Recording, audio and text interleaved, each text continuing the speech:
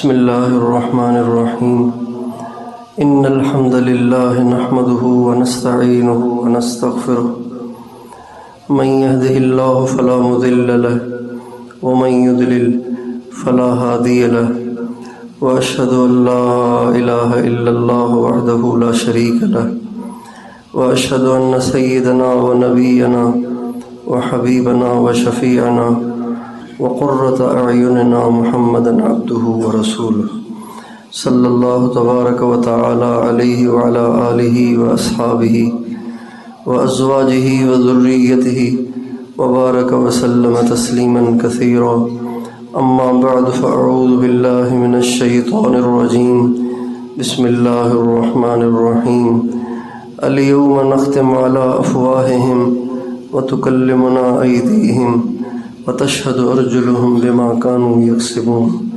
سبحان ربك رب العزة عما يصفون وسلام على المرسلين والحمد لله رب العالمين اللهم صل على سيدنا محمد وعلى آل سيدنا محمد وبارك وسلم۔ میرے محترم دوستو، بھائیو، بزرگو، انسان دنیا میں جو کچھ بھی کرتا ہے یا کہتا ہے، چلتا ہے، اٹھتا ہے یا بیٹھتا ہے، یہ سب اللہ کے ہاں لکھا جاتا ہے۔ اور جو کچھ انسان کرتا ہے مرنے کے بعد یقینی طور پر اس کو اس کا حساب دینا ہے، یہ پکی بات ہے۔ ہم مسلمان ہیں، اس پر ہمارا ایمان ہونا چاہیے۔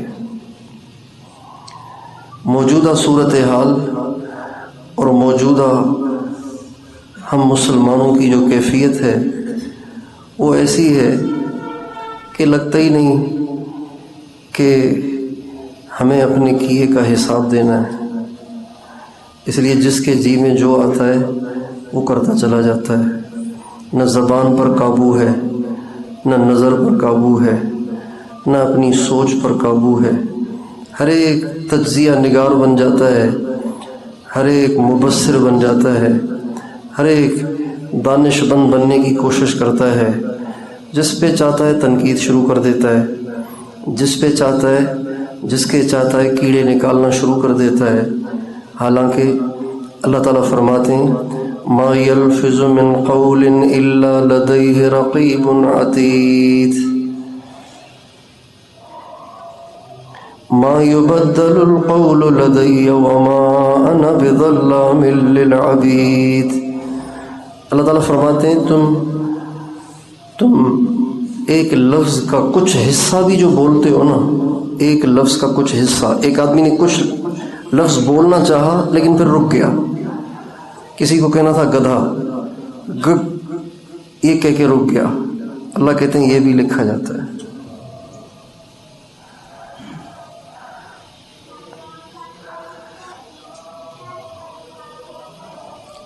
اور محفوظ کرنے والا اللہ ہے۔ ما یلفظ من قول الا لدیہ رقیب عتید، تمہاری زبان سے نکلے ہوئے کسی لفظ کا کوئی ٹکڑا فرشتے سے چھوٹ نہیں سکتا، وہ محفوظ ہو جاتا ہے۔ یہ مطلب ہے آیت کا، چھوٹ نہیں سکتا، محفوظ ہو جاتا ہے۔ اٹھنے والی نظریں لکھی جاتی ہیں، بولے جانے والے بول لکھے جاتے ہیں، پکائی جانے والی سوچیں وہ بھی پکائی جاتی ہیں، وہ بھی لکھی جاتی ہیں۔ بہت سے نوجوان برائیاں کرتے نہیں ہیں، برائیاں پکاتے ہیں۔ وہ سمجھتے ہیں کہ برائی تو نہیں کی نا، غلط کام تو نہیں کیا نا۔ بھائی غلط کو پکانا بھی گناہ ہے، غلط کو سوچنا بھی گناہ ہے۔ اللہ تعالیٰ وہ نہیں ہے کہ جو انسان ہے کہ انسان ظاہر کو دیکھتا ہے، اندر میں چاہے منافقت ہو۔ آپ کسی سے باہیں پھیلا کے ملیں، وہ کہے گا بڑا مجھ سے پیار کرتا ہے، چاہے اندر میں آپ کتنا کھوٹ رکھتے ہوں۔ اللہ وہ نہیں ہے جو کسی سے دھوکہ کھائے۔ اللہ تو علیم بذات الصدور ہے، اللہ تو دل کے بھیدوں کو بھی جانتا ہے۔ کون اس وقت بیٹھا کیا سوچ رہا ہے، اللہ اس کو بھی جانتا ہے۔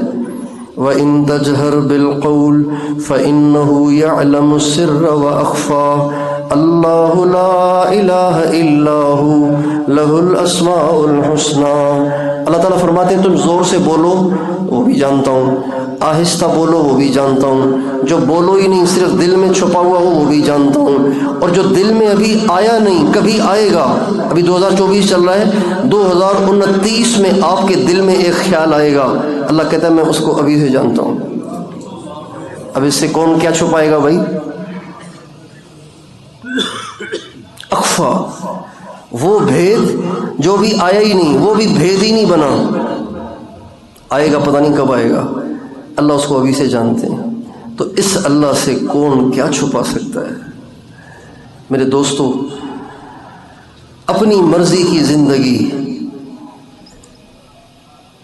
اپنی مرضی کی زندگی، اپنی مرضی کا بول چال، اپنی زندگی کے کام کاج، اپنی زندگی کا اٹھنا بیٹھنا، اپنی زندگی کی مرضی، اپنی مرضی کی زندگی گزارنا مسلمان کو زیب نہیں دیتا، مسلمان کو یہ زیب نہیں دیتا، اس لیے کہ مسلمان تو ہے ہی مسلمان۔ مسلمان کسے کہتے ہیں؟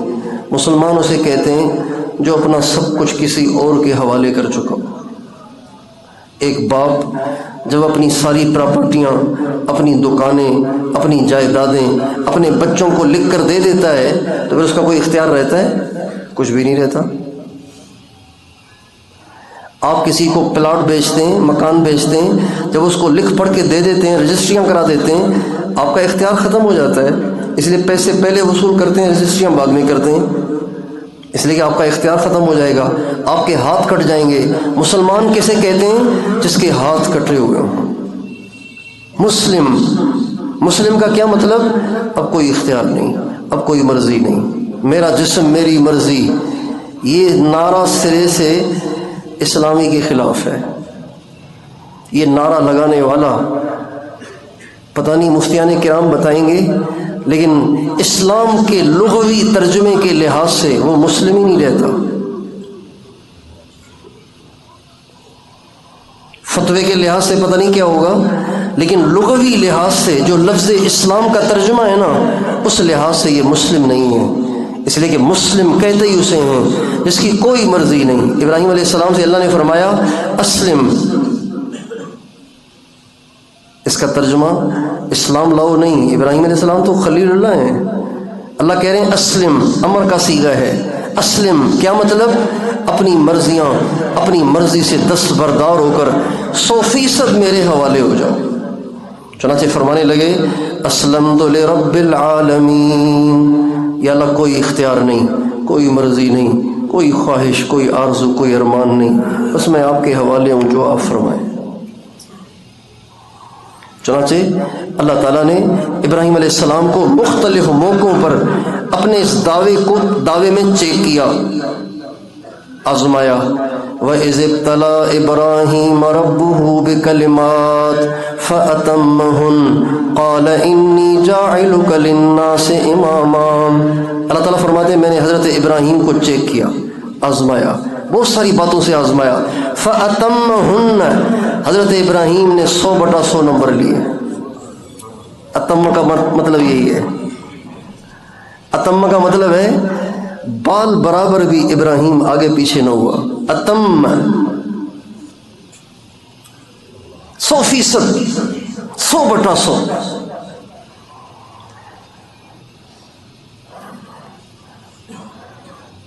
جب آدمی بڑھاپے میں شادی کرتا ہے تو لامالہ دوسری بیوی زیادہ پیاری ہوتی ہے، فطری تقاضا ہے۔ اور پھر جب بڑھاپے میں اولاد ہو جائے تو اولاد سے کتنا پیار ہوتا ہے۔ پھر جس سے اولاد ہو اور جس سے اولاد نہ ہو، ان دونوں میں زمین آسمان کا فرق ہوتا ہے۔ حضرت ہاجرہ سے شادی ہوئی بڑھاپے میں، پھر ان سے بچہ ہوا۔ اب اللہ نے یہ نہیں کہا اب یہ تو ہے بڑھاپے کی بیوی، یہ ہے تیری نسل، یہ ہے تیرا بیٹا، اور جس کی تجھے تمنا تھی، آرزو تھی، اب یہ تو رہیں تیرے پاس، دوسری کو اٹھاؤ اور جا کے ایک ریگستان میں چھوڑ کے آ جاؤ۔ اللہ نے یہ نہیں کہا۔ فرمایا وہ جس سے ابھی شادی کی ہے نا، جو نئی نئی شادی ہے، اس کو لے، اور اس کے ساتھ جو اس کا بچہ ہے اس کو بھی لے، اور چلتا رہ 1 مہینے کی مسافت کے بعد جب جبریل کہیں نا کالے پہاڑوں اور ریت کے ٹیلوں کے درمیان وہاں جا کے چھوڑ کے آ جاؤ، تو اف تک نہیں کی، کہا اسلمت لرب العالمین، اللہ حاضر ہوں، اور کوئی حکم چھوڑ کے آ گئے۔ تھوڑا سا پانی دیا، تھوڑی سی کھجوریں دیں، تو کھجوریں کب تک چلیں گی؟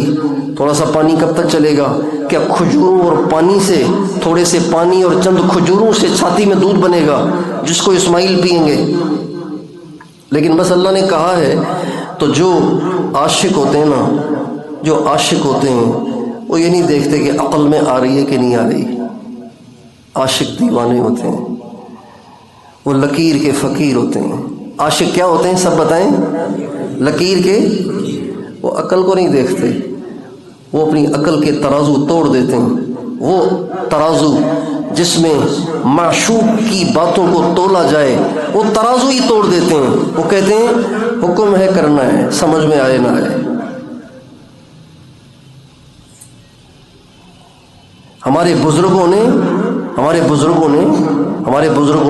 سے مراد غوث باغ الدین زکریا، بابا فرید الدین گنج شکر اور سارے اولیاء، ان سارے اولیاء نے امت مسلمہ کو عاشق بنایا۔ اور ہمارے نئے نئے انٹرنیٹ پہ بیٹھے ہوئے اسکالر وہ امت کو فلسفی بنا رہے ہیں، عقل کے پرستار بنا رہے ہیں، کہتے ہیں یہ سمجھ میں نہیں آ رہا اسے بھی چھوڑ دو، یہ سمجھ میں نہیں آ رہا اس کو بھی ڈیلیٹ کر دو، یہ سمجھ میں نہیں آ رہا اس کو بھی چھوڑ دو، یہ سمجھ میں نہیں آ رہا اس کو بھی چھوڑ دو۔ تو دین کو کاٹتے کاٹتے کاٹتے کاٹتے تھوڑا سا دین بچا لیا انہوں نے۔ کہتے ہیں یہ سنتیں کہاں سے آ گئی ہیں؟ بھئی اصل تو فرض نماز ہے، پہلے نفلیں ختم کر دیں، اشراق تو نفل ہے، نفل کا اتنا اہتمام کرنا تو ٹھیک نہیں ہے، اشراق بھی چھڑوا دیا، چاشت بھی چھڑوا دیا، اوابین بھی چھڑوا دیا، تہجد بھی چھڑوا دی، پھر کہنے لگے سنت تو ہے یہ، اصل تو فریضہ ہے۔ لہٰذا ان آنکھوں سے کتنے نوجوان دیکھیں جو ایسے اسکالروں کے لیکچر سن سن کے سنتیں نہیں پڑھ رہے۔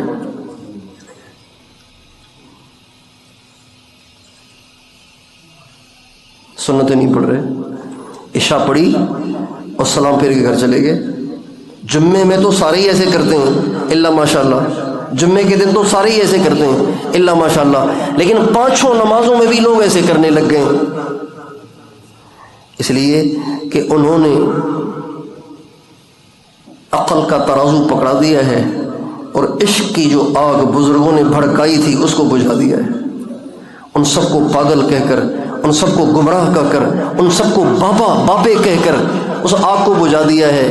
وہ جو عشق کی آگ انسان کو مستحب پہ بھی تیار کرتی ہے، سنت پہ بھی تیار کرتی ہے، نبی کی ہر ادا کو سینے سے لگانے پہ مجبور کرتی ہے، وہ آگ ہی بجھا دی۔ ایک بزرگ فرمانے لگے صحابہ کسی عمل کو اس لیے سینے سے لگاتے تھے کہ سنت ہے، ہم اس لیے چھوڑتے ہیں کہ سنت ہے، تو ہے نا فرق۔ پھر ہمارے نبی کا ارشاد ہے من احیا سنتی عند فساد امتی فلہ اجر 100 شہید۔ جب میری امت بگڑ جائے گی، میری امت بگڑ جائے گی، میری امت بگڑ جائے گی، وہ سنت کو نیچی نگاہوں سے دیکھیں گے، وہ کفار کے طریقے کو اونچی نگاہوں سے دیکھیں گے، جب وہ دین کا مذاق اڑائیں گے، جب دین پہ چلنا ان کے لیے ایک اجنبی سی حرکت محسوس ہونے لگے گا۔ ایسے زمانے میں جب سنت کو اوپری نگاہوں سے دیکھا جانے لگے اور میری امت دین سے ہٹ کر رسم و رواج کو اپنانے لگے اور دنیا کو دیکھ کے چلنے لگے، ایسے زمانے میں جس نے میری ایک سنت کو اپنے وجود میں زندہ کیا، اللہ تعالیٰ اسے 100 مرتبہ شہید ہونے کا اجر عطا فرمائیں گے۔ کتنی مرتبہ؟ 100 مرتبہ تو کوئی شہید ہو سکتا ہے کیا؟ جان ہے ہی ایک، لیکن بگاڑ کے زمانے میں سنت کا ریٹ بڑھ جاتا ہے۔ جیسے آج کل مہنگائی ہے نا، پیٹرول کا ریٹ بڑھ گیا، ڈالر کا ریٹ بڑھ گیا، ڈیزل کا ریٹ بڑھ گیا، چینی، گھی، آٹے کا ریٹ بڑھا ہوا ہے، اس لیے کہ یہ چیزیں کم ہو گئی ہیں، یہ چیزیں کم ہو گئی ہیں۔ چونکہ سنت کم ہو گئی ہے تو سنت کا ریٹ بھی بڑھ گیا ہے۔ ایک سنت کو اپنے وجود میں زندہ کرنے پہ اللہ تعالیٰ 100 مرتبہ شہید ہونے کا اجر عطا فرماتے ہیں۔ اور ایک اور بات جو عاشقوں کے لیے بڑی خوشخبری ہے،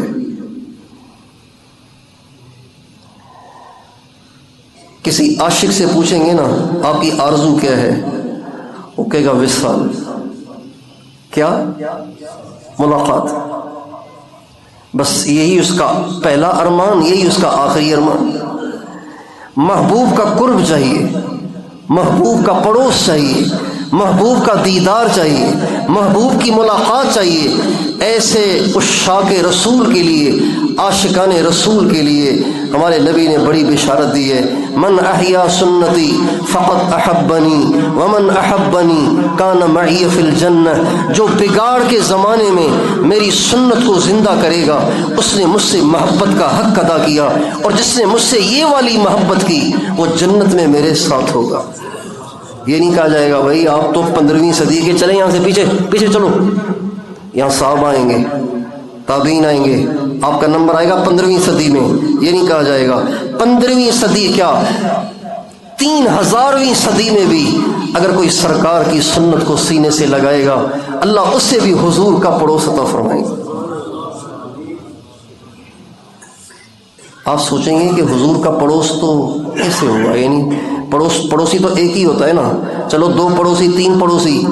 میرے دوستو حضور کی جنت اتنی بڑی ہے، اتنی بڑی ہے کہ اس جنت کے برابر میں، اس جنت کے آگے پیچھے اگر ہر امتی کو جنت کا مقام دیا جائے تو بھی حضور کی جنت ابھی اور بڑی ہے۔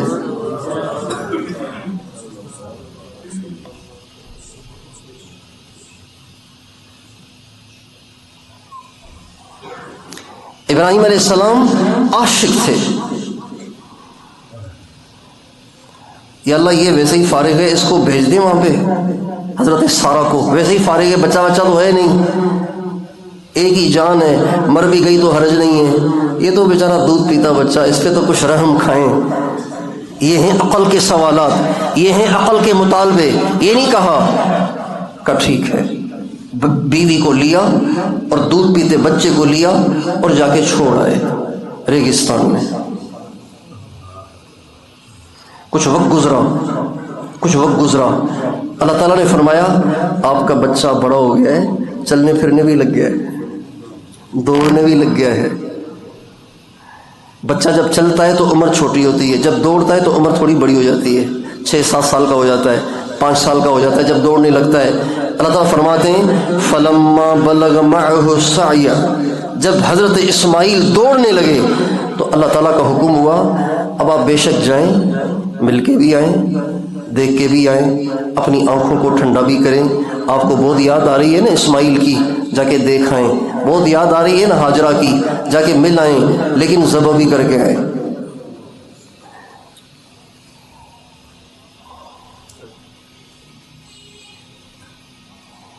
تو یہ نہیں کہا کسی اور سے کروا لینا، میرے ہاتھ سے نہ کروائیں۔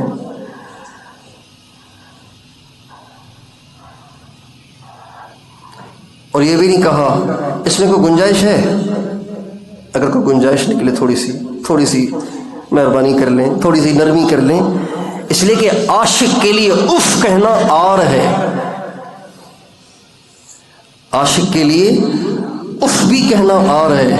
عاشق اف بھی نہیں کہے گا، عاشق کہے گا سپردم بتو مایہ خیشرا تو دانی حساب کم و بیشرا، میں آپ کے حوالے ہوں، جو چاہیں کریں، میرا کوئی مطالبہ نہیں،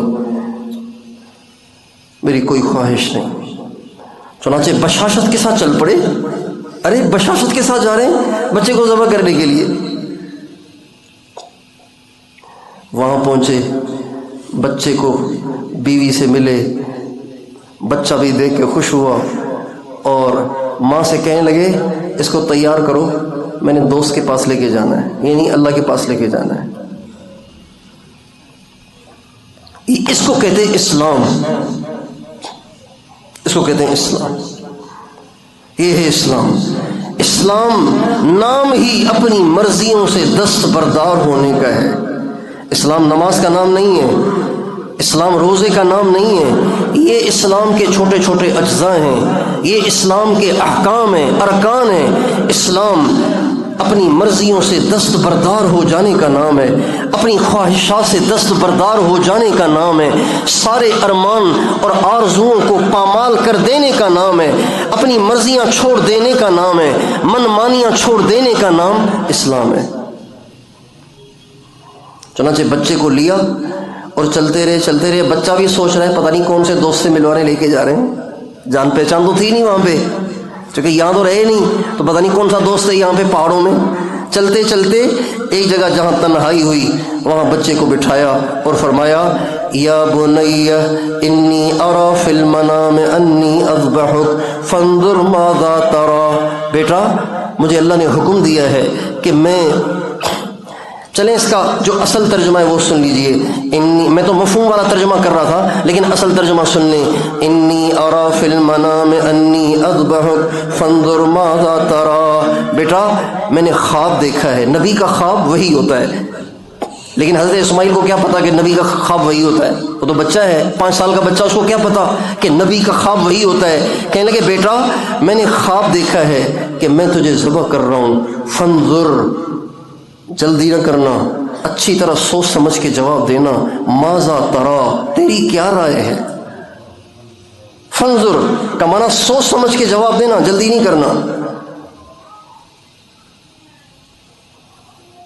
تو بیٹے نے یہ نہیں کہا ابا شیطانی خواب ہے. بچے کو ذبح کرتے ہیں کیا؟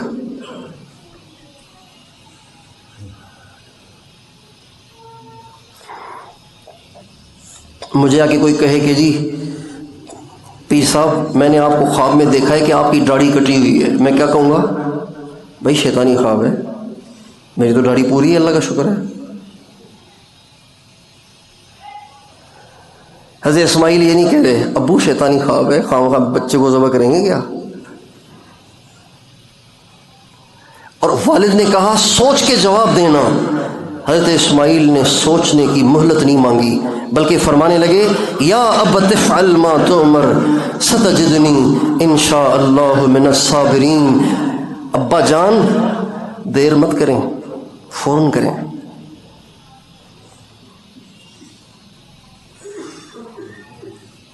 افعل ما تؤمر، فوراً کریں. چنانچہ بچے کو لٹایا.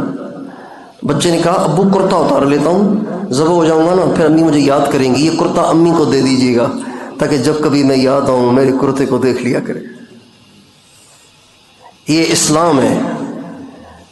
ادھر نماز پڑھتے ہیں پہلی صف میں، دفتر میں بیٹھ کے تبدیل ہو جاتے ہیں، دکان پہ بیٹھ کے بدل جاتے ہیں، گھر میں داخل ہو کے بدل جاتے ہیں، مسجد کے دروازے سے باہر نکل بدل جاتے ہیں. اس کا نام اسلام نہیں ہے. ہم مسلم ہیں. سب بتائیے ہم کون ہیں؟ ہم کون ہیں؟ ہم مسلم ہیں. جب ہم ایسے تھے نا، جب ہم ایسے تھے ہم اپنی مرضیوں پہ نہیں چلتے تھے، اپنی خواہشات پہ نہیں چلتے تھے، ہم اپنی من مانیاں نہیں کرتے تھے، اپنے مالک کے اشارے پہ چلتے تھے. خدائے پاک کی قسم اللہ بھی ہمارے دل کی چاہتوں پہ فیصلے کرتا تھا. ابھی تو رو رو کے برا حال ہوتا ہے پھر بھی دعائیں قبول نہیں ہوتی.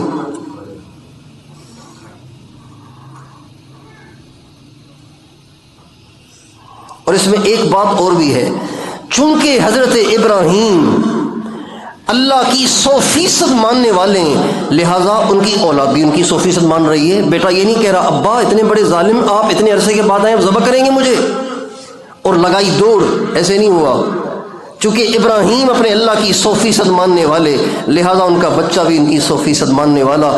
جن کو اپنی اولادوں سے شکایتیں، وہ اپنے گریبان میں جھانکیں کہ وہ اپنے مالک کے کتنے فرما بردار ہیں.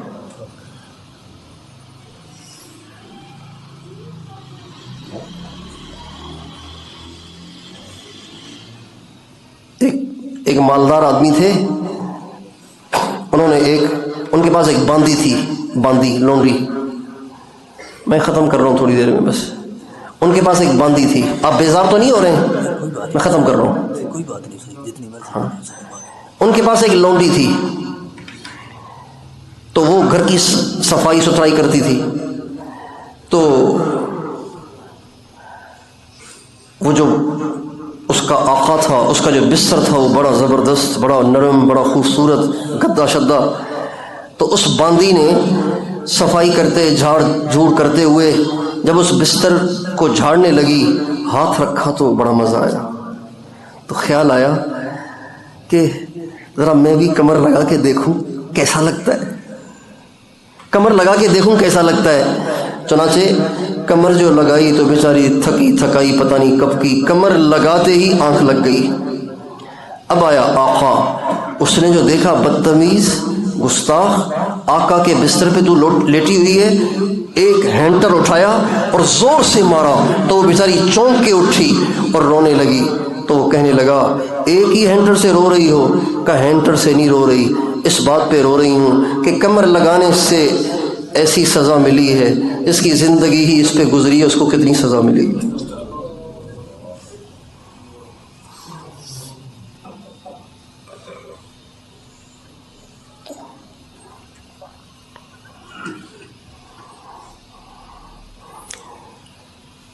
ہم مرضی کا بولیں گے نہیں، ہم مرضی کا دیکھیں گے نہیں، ہم مرضی کا کریں گے نہیں، ہم مرضی سے چلیں گے نہیں، ہم مرضی سے اٹھیں گے نہیں، ہم مرضی سے بیٹھیں گے نہیں، ہم مرضی سے کمائیں گے نہیں، ہم مرضی سے کھائیں گے اور پئیں گے نہیں.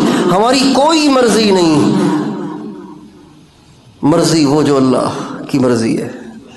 وَمَا تَشَاءُونَ إِلَّا أَن يَشَاءَ اللَّهُ رَبُّ الْعَالَمِينَ. تمہاری مرضی نہیں چلے گی، اللہ کہتے ہیں میری مرضی چلے گی.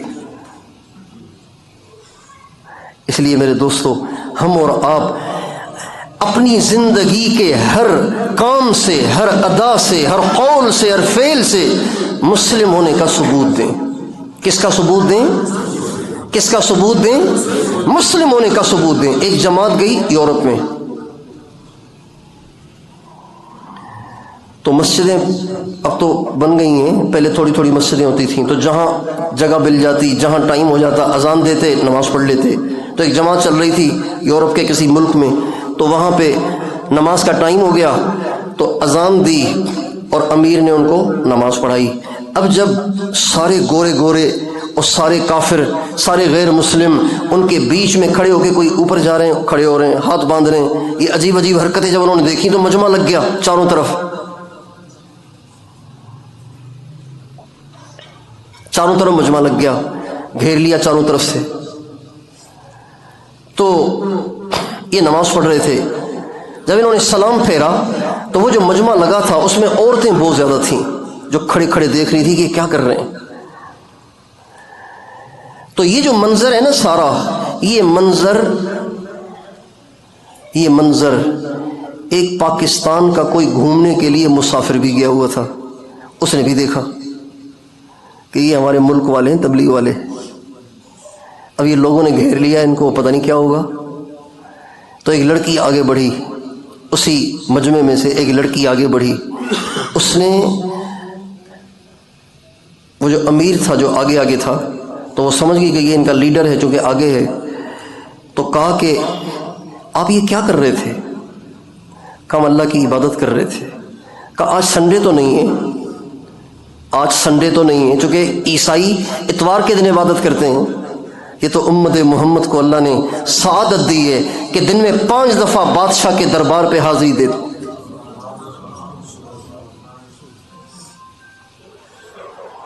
چنانچہ وہ کہنے لگی کہ آج اتوار تو نہیں ہے.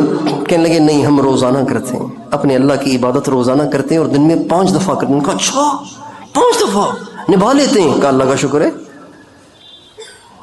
تو بڑی حیرت زدہ ہوئی، اور پھر جب جانے لگی تو اس نے ہاتھ بڑھایا مسافے کے لیے، ہاتھ بڑھایا تو امیر نے اپنا ہاتھ پیچھے کھینچ لیا، پیچھے کر لیا.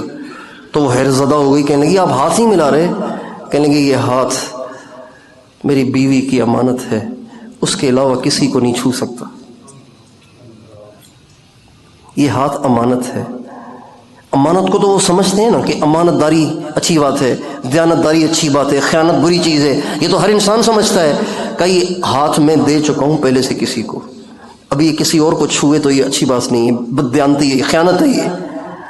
جب یہ کہا تو اس لڑکی کی چیخ نکلی اور دھڑام سے زمین پہ گری اور زار و قطار رونے لگی اور بہت دیر تک روتی رہی، اور پھر اس کے بعد اٹھی اور کہنے لگی آپ دعا کریں کہ اللہ تعالی ہمارے خاوندوں کو بھی ایسا دیانت دار اور امانت دار بنا دے۔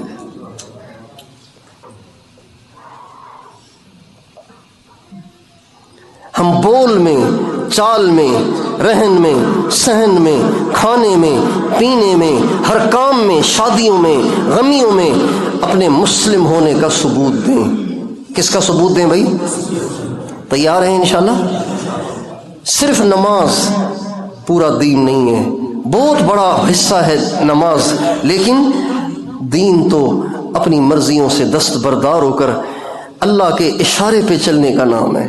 حضرت محمد صلی اللہ علیہ وسلم کی ہر ادا کو اپنانے کا نام ہے۔ حضرت محمد صلی اللہ علیہ وسلم کی ہر سنت کو سینے سے لگانے کا نام ہے۔ اللہ تعالی ہم سب مسلمانوں کو اس کی توفیق دے۔ ہم بھٹک گئے ہیں، اللہ ہمیں سیدھے راستے پہ لے آئے، اور توبہ کریں گے اللہ پچھلی ساری خطاؤں کو معاف کر دیں گے۔ اللہ تعالیٰ بڑے مہربان ہیں۔ اللہ تعالیٰ فرماتے ہیں قُلْ يَا عِبَادِيَ الَّذِينَ أَسْرَفُوا عَلَىٰ أَنفُسِهِمْ لَا تَقْنَطُوا مِن رَحْمَةِ اللَّهِ إِنَّ اللَّهَ يَغْفِرُ الذُّنُوبَ جَمِيعًا إِنَّهُ هُوَ الْغَفُورُ الرَّحِيمُ۔ اے میرے نبی ان کو بتاؤ، اے میرے بندو جنہوں نے میرے احکام توڑ ڈالے اور انہوں نے حد سے زیادہ، اسرفو کا معنی ہے حد سے زیادہ نافرمانیاں کر لی ہیں، میری رحمت سے نا امید نہ ہونا، تم توبہ کرو گے میں سب معاف کر دوں گا۔ ان اللہ یغفر الذنوب جمیعا نہ کہتے تو بھی معنی ادا ہو جاتا، مفہوم ادا ہو جاتا، لیکن ہمارے جیسے کم ظرفوں کو مطمئن کرنے کے لیے اللہ تعالیٰ نے جمیعاً کا لفظ بھی ڈال دیا۔ کچھ نہیں، سارے معاف کر دوں گا، اور میں کیوں نہ کروں، میں تو ہوں ہی بخشنے والا اور میں تو ہوں ہی مہربان۔ تو بھائی آپ سارے بھائی سچے دل سے اپنی مرضی کی زندگی گزارنے سے توبہ کرتے ہیں؟ کون کون توبہ کرتے ہیں؟ آج کے بعد ہماری کوئی مرضی نہیں، اللہ کی مرضی، اللہ کے محبوب کی مرضی، اس پر زندگی گزاریں گے۔ اللہ تعالیٰ مجھے اور آپ کو یہ والی زندگی اپنی رحمت سے نصیب فرمائے۔